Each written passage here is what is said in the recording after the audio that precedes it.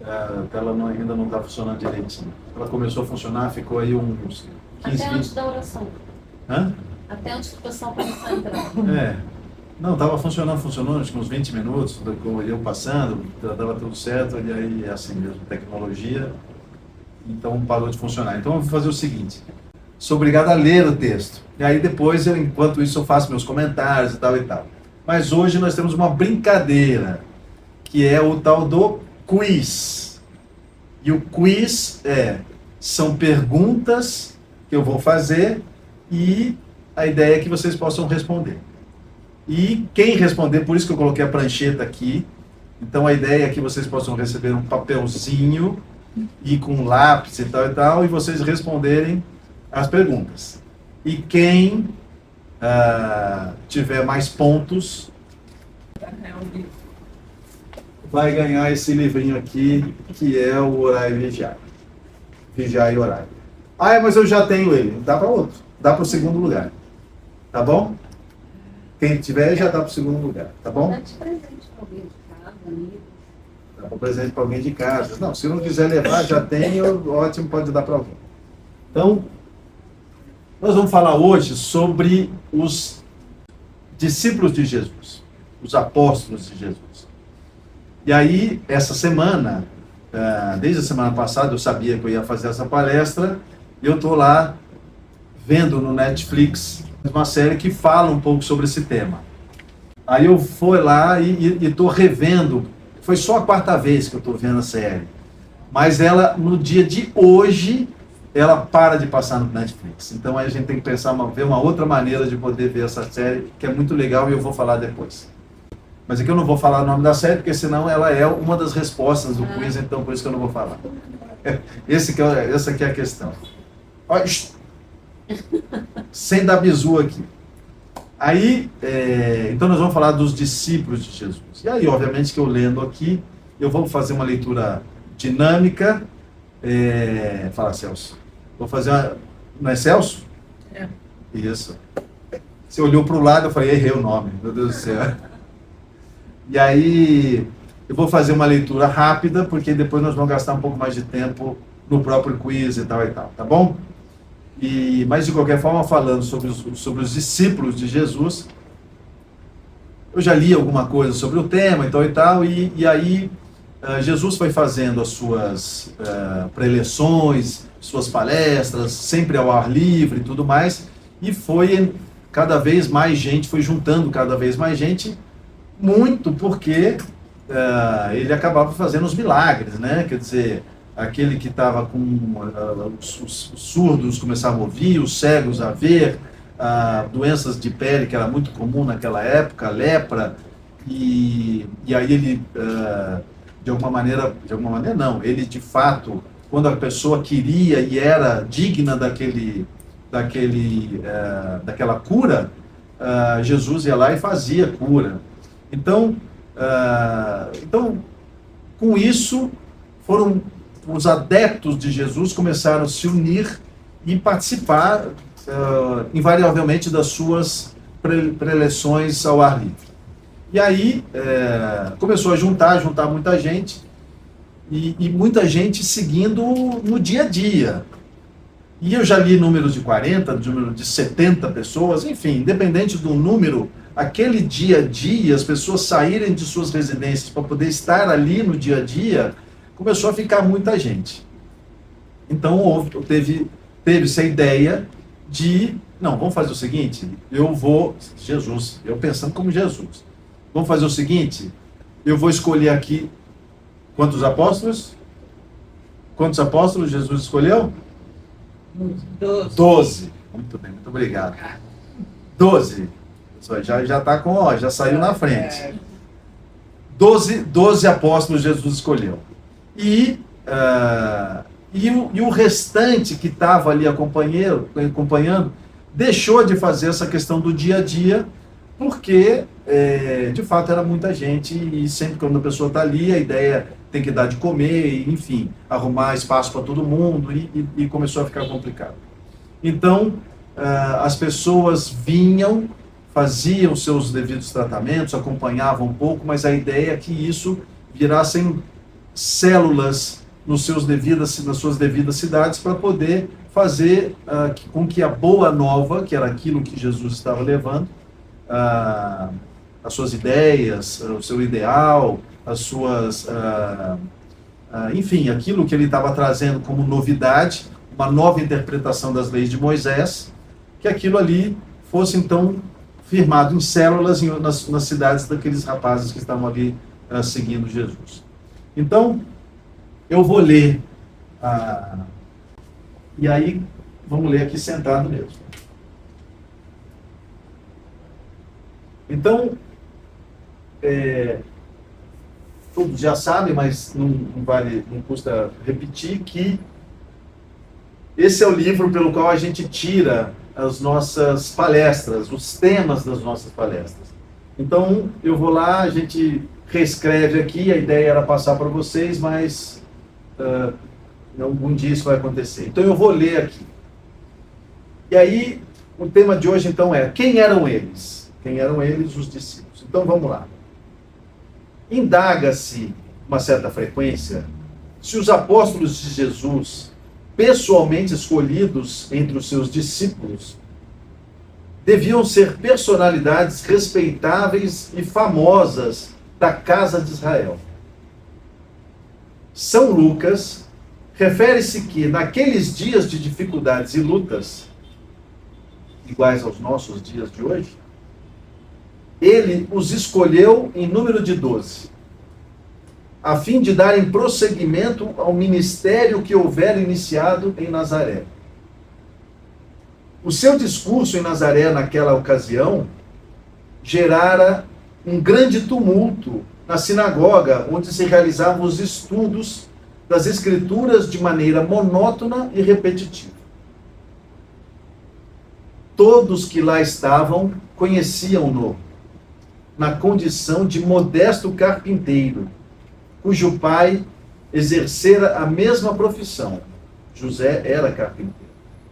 E não era dotado dos conhecimentos que apresentara ao interpretar o texto do pergaminho sorteado para aquela manhã.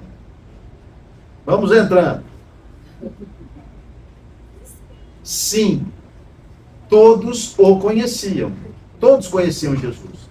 Mas, em realidade, não sabiam quem ele era. Principalmente a sua enigmática resposta ao homem que o interceptara, dizendo: Jesus de Nazaré, eu sei quem tu és. Quem falou isso? Jesus estava entrando na sinagoga e alguém o interceptou e disse: Jesus, eu sei quem tu és. Mas ainda não era o momento. E ele respondera com veemência e autoridade e disse: cala-te, pois ainda não é minha hora. Ao enunciar o discurso baseado nas palavras do pergaminho, que narrava parte das tradições do país e do seu povo, causaria, qual ocorreu, terrível surpresa, algo dantes não imaginado.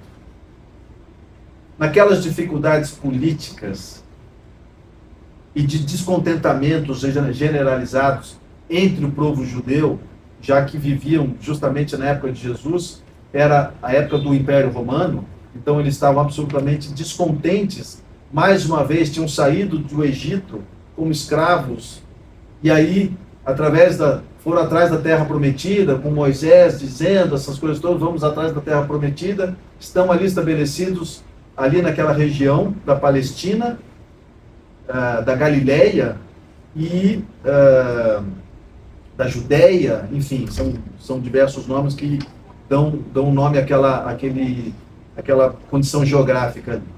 Então, naquelas dificuldades políticas e de descontentamentos generalizados, esperava-se, o que o povo judeu esperava e o povo hebreu esperava, era uma solução milagrosa com a destruição de Roma e dos seus domínios para a supremacia da raça ora submissa, eles mesmos.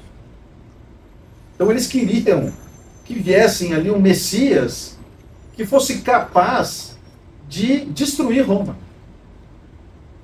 E o que aconteceu? O Messias que veio era um Messias que, de forma alguma, valorizava ou imaginava essa transformação através da guerra, através da violência. A transformação era necessariamente através do amor, da compaixão. Tanto que o povo judeu, inclusive nos dias de hoje, continua com as datas dele de ano, com calendário, obrigado, com calendário anterior, aqueles que já existiam. O catolicismo que implantou, e Roma, porque ainda tinha muito poder naquela época, implantou o antes e depois de Cristo. Mas o povo judeu deu continuidade ao calendário já antigo deles. Então, naquela época, vou me repetir aqui, naquelas dificuldades políticas e descontentamentos generalizados, esperava-se solução milagrosa com a destruição de Roma e dos seus domínios para a supremacia da raça que ora submissa, que eram os próprios judeus. As suas palavras, as palavras de Jesus, no entanto, não eram para a guerra, e sim para a preparação do reino de Deus nos corações, e não nos horizontes terrestres. O reino de Deus nos corações de todos, para não os horizontes terrestres, e sim para os horizontes divinos. De alguma forma já eram conhecidas algumas das suas ideias pacifistas e misericordiosas, que sempre geravam desagrado entre os violentos e apaixonados belicosos.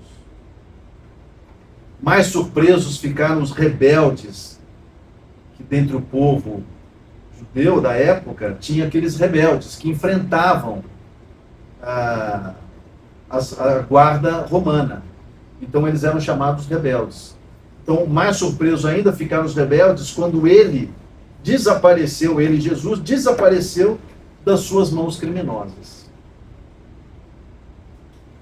Assim, quando Jesus apareceu na praia, na Galileia, distante, Galileia era uma região daquele onde morava o povo hebreu, o povo judeu. Então era uma parte distante de Jerusalém, que era a capital. Então, quando Jesus apareceu na praia, na Galileia distante, para disseminar o seu programa, alguns fariseus e sacerdotes, exploradores, buscaram meios de matá-lo. O povo, sempre manipulado pelo poder arbitrário, padecia com as suas paixões e ódios. Foi então que ele resolveu convocar os 12.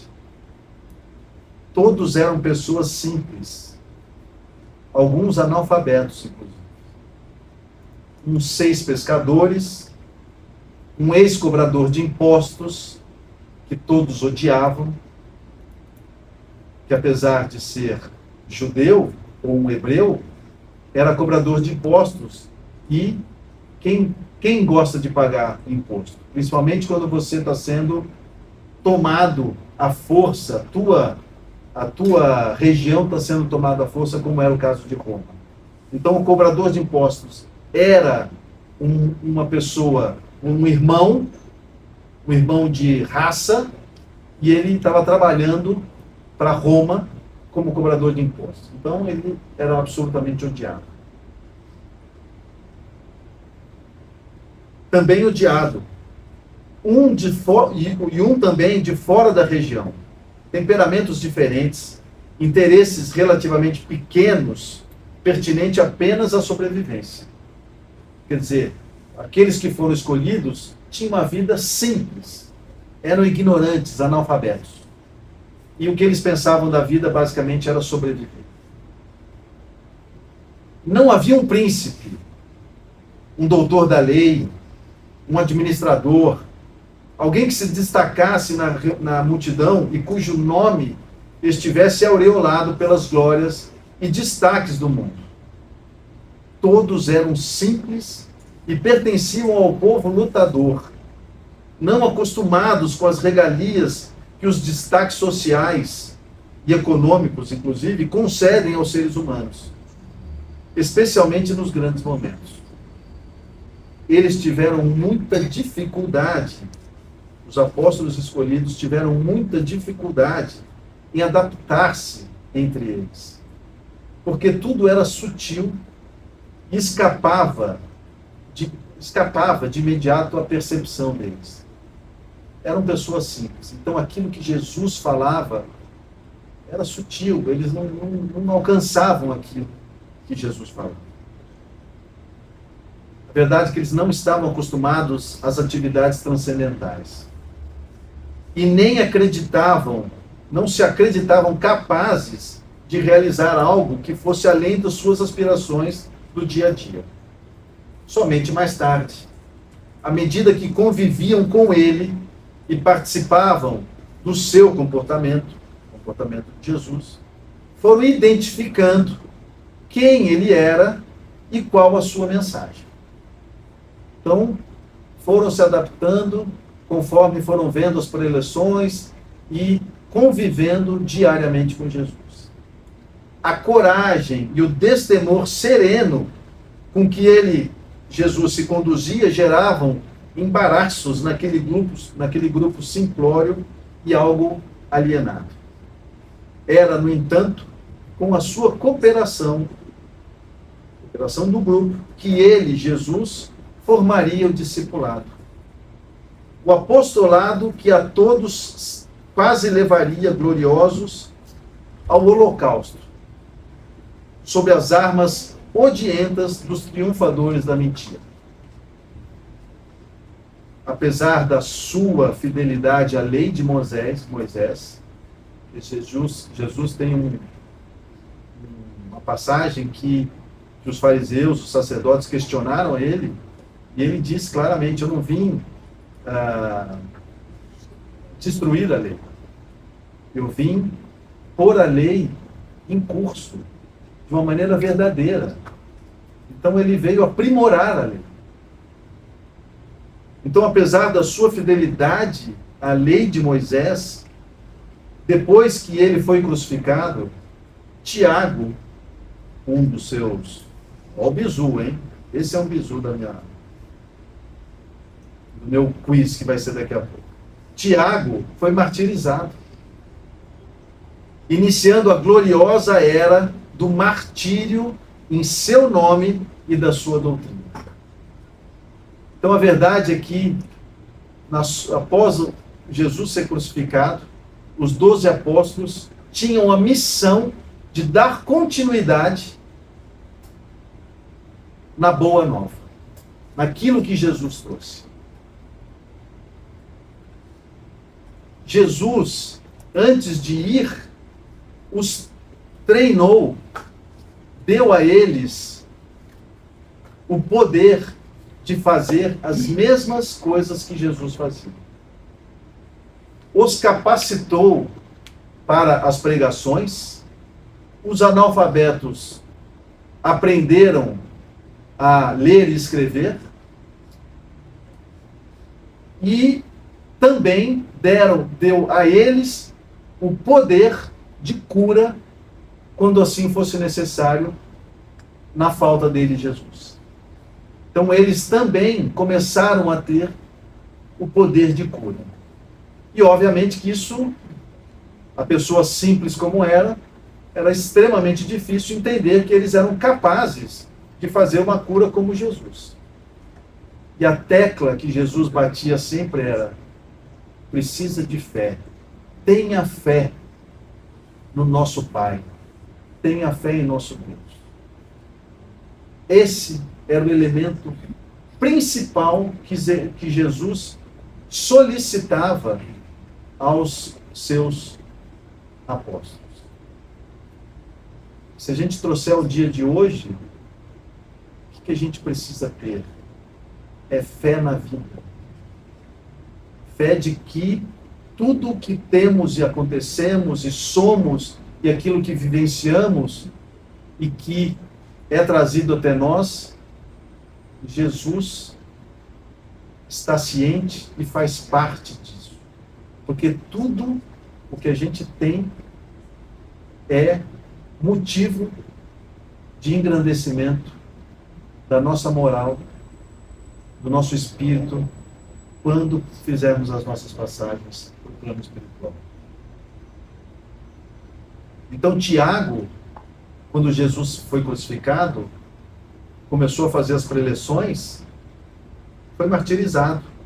E aí, como os apóstolos estavam ali já fazendo essas preleções também, essas palestras, esses discursos, começou um martírio em nome do Nazareno e da sua doutrina Boa Nova. Ou seja, os cristãos foram perseguidos insistentemente por séculos naquele ambiente. Muito em função dos fariseus que maldiziam de Jesus e da sua doutrina, dos fariseus, dos sacerdotes, e consequentemente isso acabou chegando a Roma. Então Roma se deixou envenenar pelos fariseus e sacerdotes, dizendo que Jesus seria um rei, e esse rei estava ali para reivindicar o lugar dele, de alguma forma atrapalhando Roma no seu império. Então eles próprios, os apóstolos, perguntavam-se discretamente, após as pregações, por que eles, tão desinformados e desconhecedores dos seus projetos e aspirações? Por que eles, que eram tão desconhecidos, tão desinformados? Com certeza eram conhecidos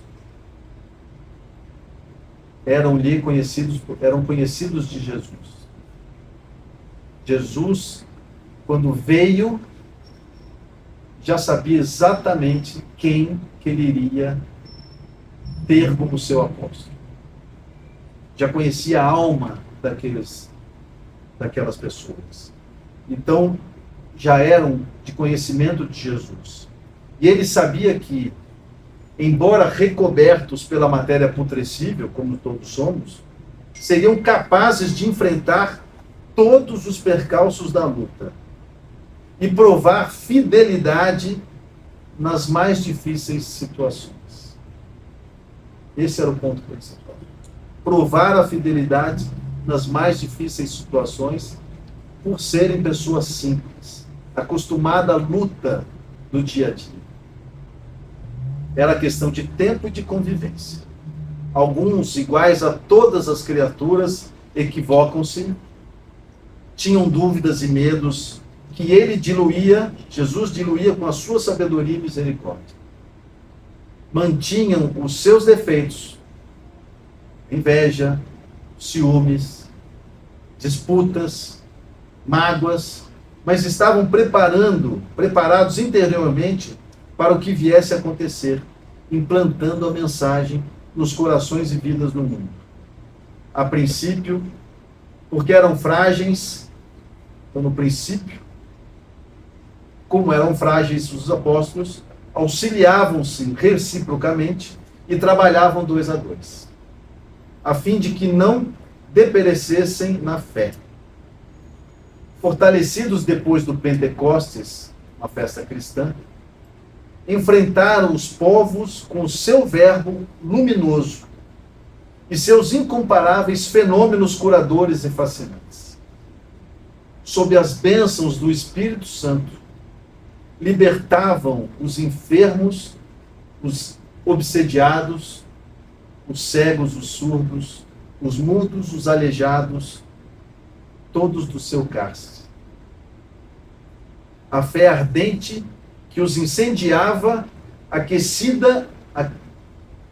aquecia as vidas congeladas ou paralisadas pelas circunstâncias infelizes em que se tornavam vítimas. Quando aprisionados e levados aos cárceres vergonhosos, enfrentavam a morte, eles, apóstolos, enfrentavam a morte com alegria e resignação, cantando em exaltação da imortalidade. Eles sabiam, tinham a certeza que a vida não terminava. E eles estavam ali fazendo isso em nome de Jesus. E eles teriam a certeza de que quando fizesse a passagem, era Jesus que os estariam esperando. Então eles, resignados, cantavam com exaltação a imortalidade, o que mais, inclusive, alucinava os seus perseguidores. Nada tinham a deixar ou a perder, exceto o exemplo de fé e de abnegação. Foi graças a eles, portanto, que o mundo de então tomou conhecimento de Jesus. E o Império Romano, séculos mais tarde, dobrou-se diante da sua majestade, criando a Igreja Católica Apostólica Romana. O Espírito é o grande investimento da divindade. E Jesus, até hoje, ama em espírito e verdade cada um de nós. Amados por aqueles aos quais auxiliaram, são os seus guias espirituais e mentores que velam pela humanidade e a conduzem no rumo da harmonia. Utilizando Lucas, afirmamos que nesses dias o reino de Jesus expande-se nos corações. E Jesus está convocando novamente os seus 12 para a implantação da paz na terra e o reino de Deus nos corações. Já somos aqui mais do que 12. Podemos nos apoderar, empoderar dessas palavras, desses exemplos, desses conhecimentos que a gente tem, e por que não nós sermos, mesmo que de forma singela, no nosso dia a dia, com aqueles os quais conhecemos, com aqueles com quem convivemos, ser nós, de alguma forma, o apóstolo que Jesus tanto gostaria que fôssemos.